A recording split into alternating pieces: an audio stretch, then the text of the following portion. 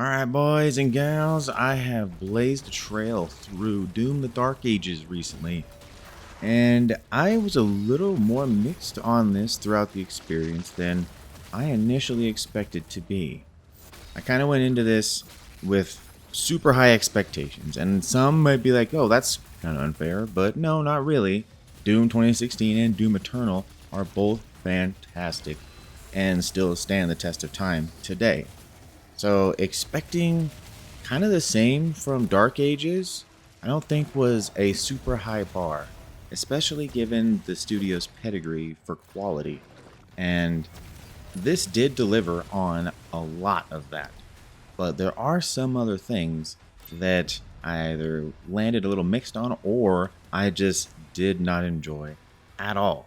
And I feel like depending on who you are as a Doom fan or just a casual player really matters on how you're going to land with this one. So, let's talk about how this differs from Doom 2016 and Eternal and what I thought about it. I'm going to break the gameplay down to let you guys know what is different here and what's going on, and tell you a little bit more about the structure of the game before giving you my final thoughts on the whole thing. Let's get into it.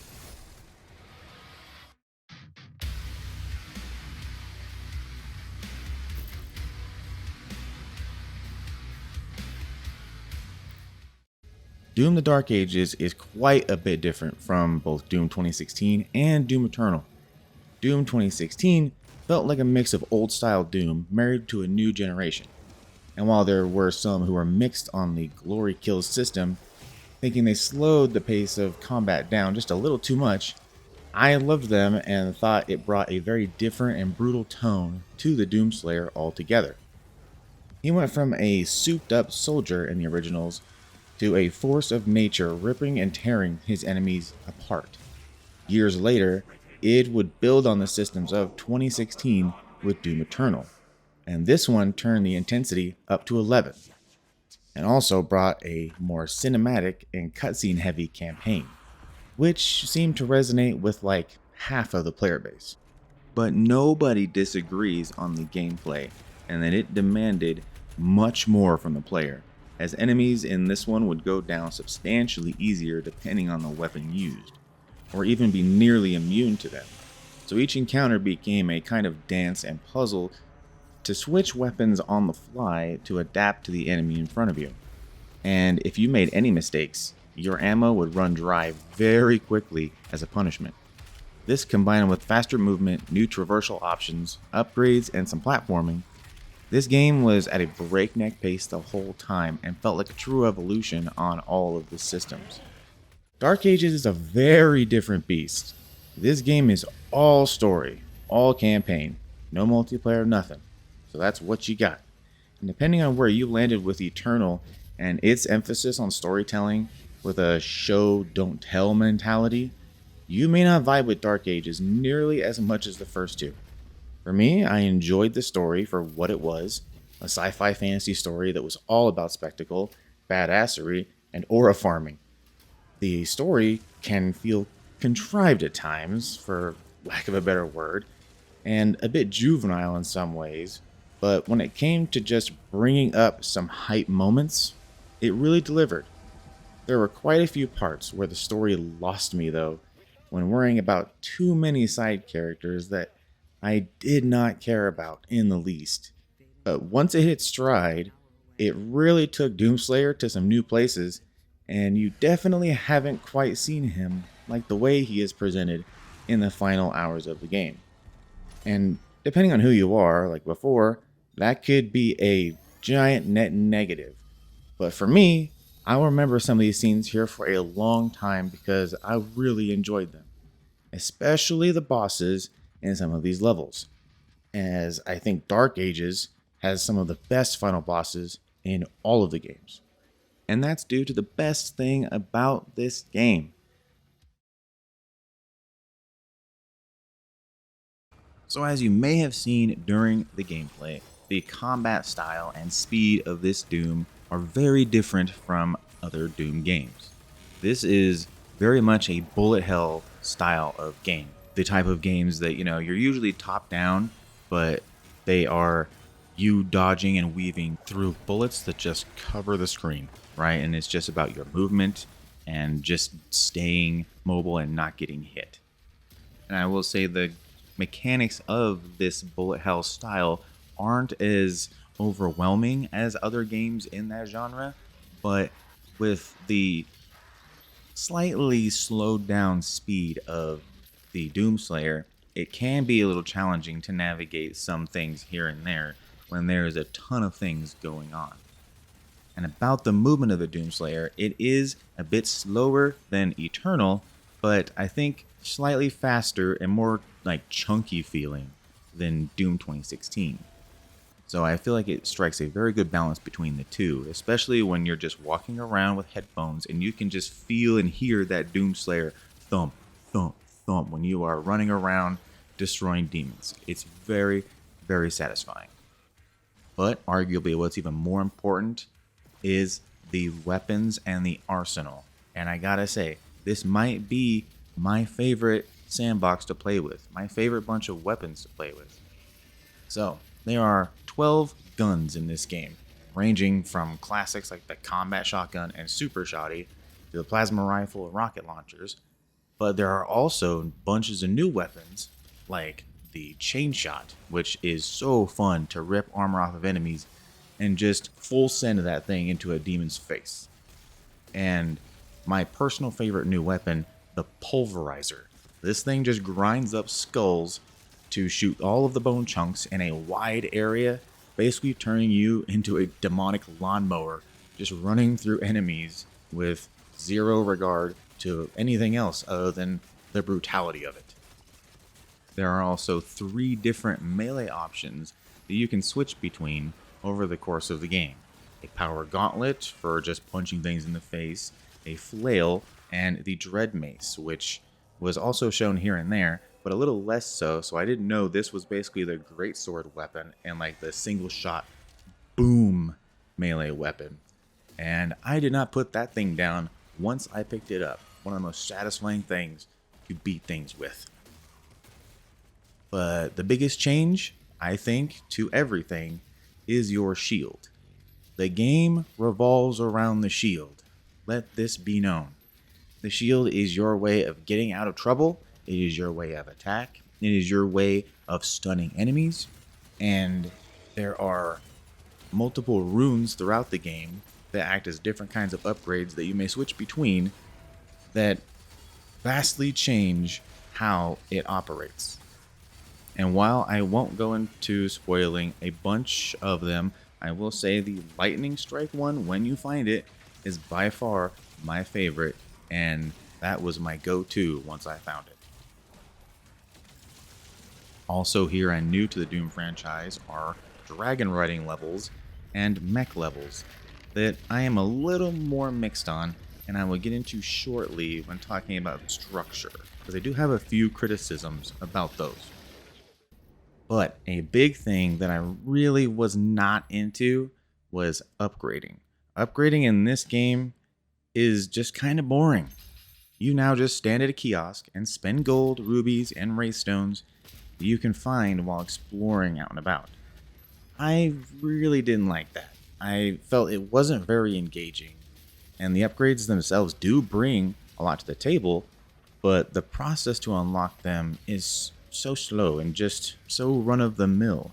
I preferred going out of my way to use different weapons and challenges to unlock gun firing modes and abilities like in the previous 2 entries.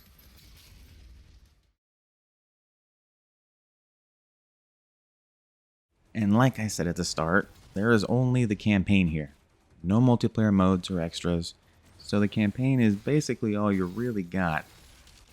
Most levels in the campaign are the standard linear Doom levels like usual, but some are much more open and can be explored.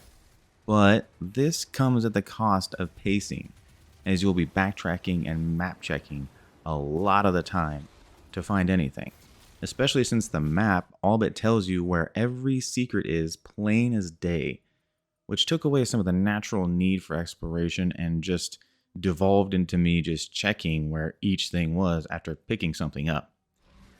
I feel like more ping style systems with the new scanning ability, which you don't ever really have a need for, would have been a better idea to naturally guide you in the direction of things rather than just spell it out for you where they're at.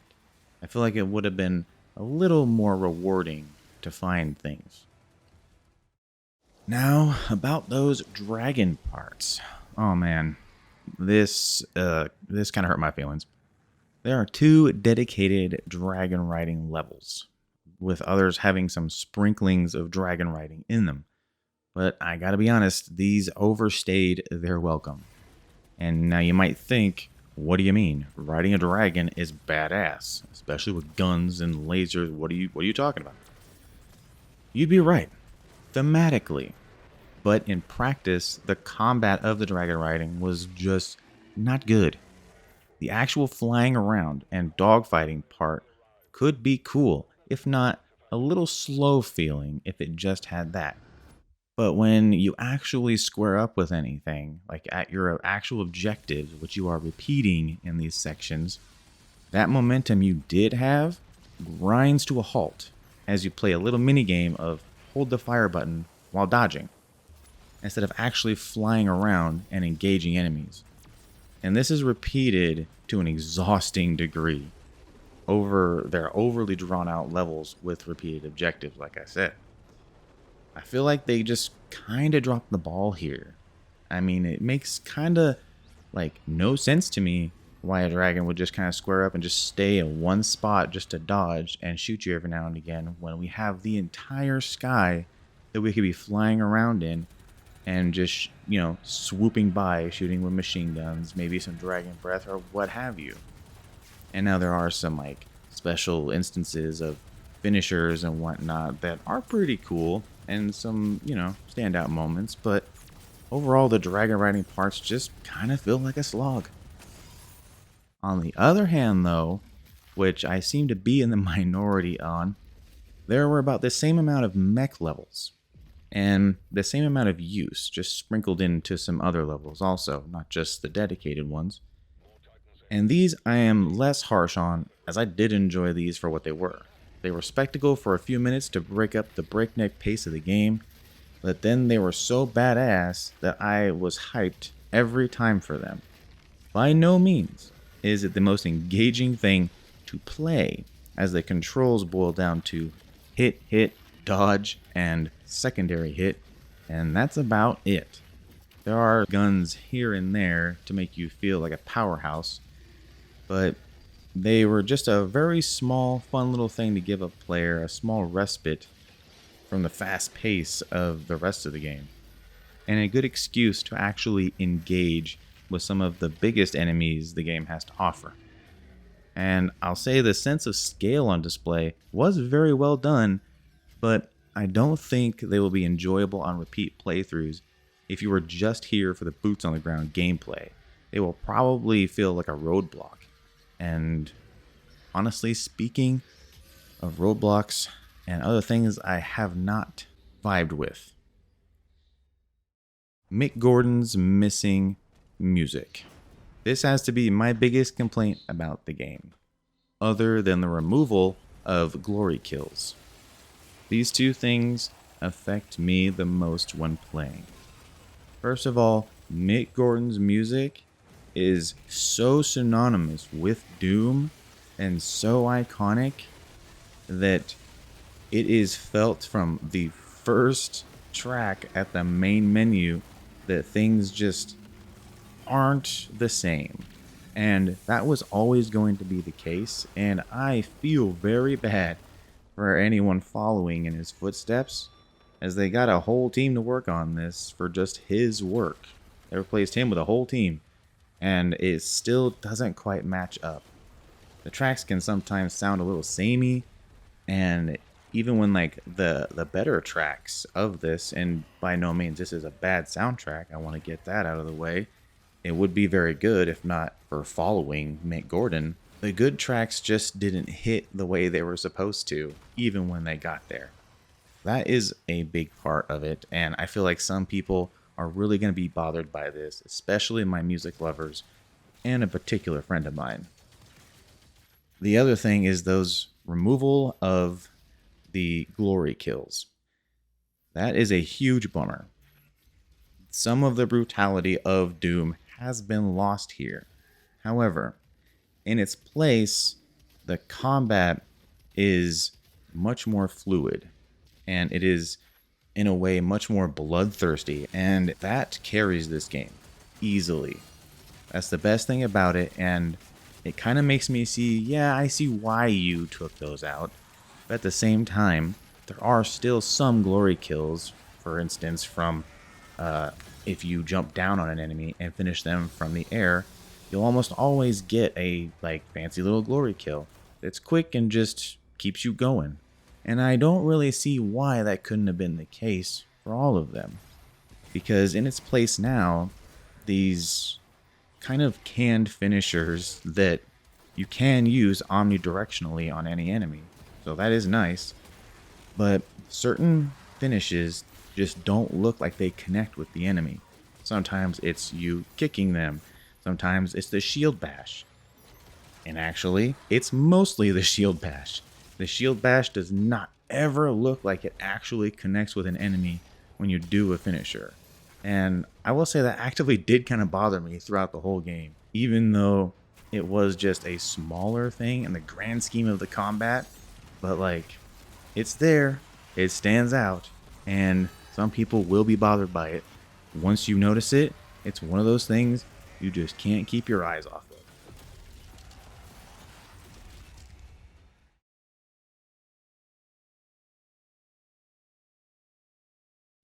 When booting the game for the first time, you're met with this: a warning from id. This is not a good sign, as many players have reported issues, including, well-known gamers and YouTubers like Penguin Zero, Moist Critical for some, who put up a video saying it was near unplayable for him. Others, such as SkillUp, reported having almost no issue and that it ran very smooth. I found myself somewhere in the middle. I have an RTX 4070, so it was pretty smooth about 90% of the time.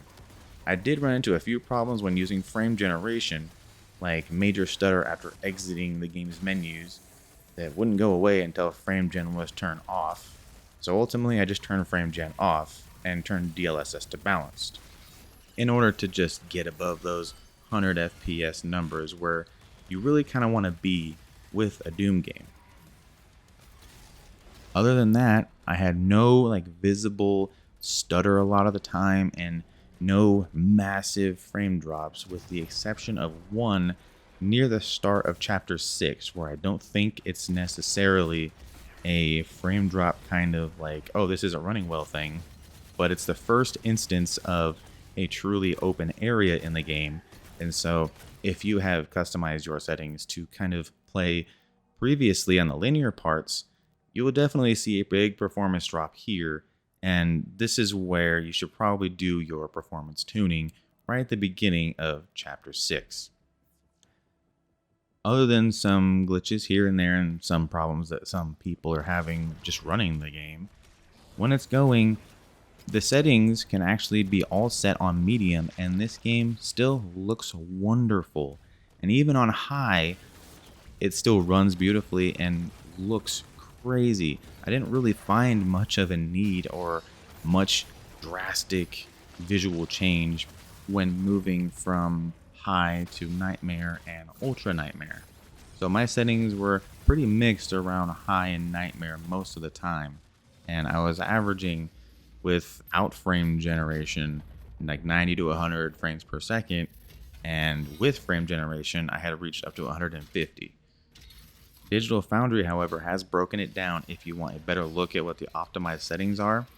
And from their recommendation and what I can tell, anybody with an 8GB GPU in their PC should not have too much trouble playing this game. And it still looks great on those medium settings, and those are the default settings, by the way. Those probably and most likely what consoles are running on, and as everyone has seen, it's gorgeous on any system. So how do I ultimately feel about this game after finishing it? Part of me just wants to skip through a lot of stuff and get to the goodies, but also part of me did kind of enjoy that B-movie schlock and some of the hype moments that, seemingly formed out of just, hey, wouldn't this be a cool idea kind of things happening in the story. I do miss Mick Gordon's music, but the whole game is propped up by the new combat system, which is just so fun to engage with and really just demands your bloodlust. It loves to just carry you forward, and I can't wait to just play more of it for this reason. Like, I like playing this game just to play it, and for that reason, I hope they do end up adding some types of modes in the future. I don't know, like a Bloody Palace type thing, like Devil May Cry would be sick. Like, oh, I would love that. So, I land at recommending this game to just about everybody. If not, just because you can play this on Game Pass. You do not have to buy this game outright. And if you're against that, that's fine. I think Game Pass is a great service, and it's good to just try things out on. That's where I played this, and I'm still going to buy this game because I really enjoy it, and I have bought every other Doom game. Even if you are like totally turned off by all of the story stuff, just skip it. Just play this game. Just know that it feels so good to play that it will carry you, and you will have all of your money's worth and your time well spent just by being serviced by this combat model. So, thank you for coming to my review, giving this video a chance. I know it was a little long, but thank you if you made it to the end. Leave a like if you learned anything that you didn't know before, or if you found this video informative in any way. Subscribe if you want to see more from me, whether that's reviews or just funny videos of me and my buddies getting into great shenanigans. I hope everyone will have a good rest of your day. Thank you for stopping by. I'll talk to you later. Peace.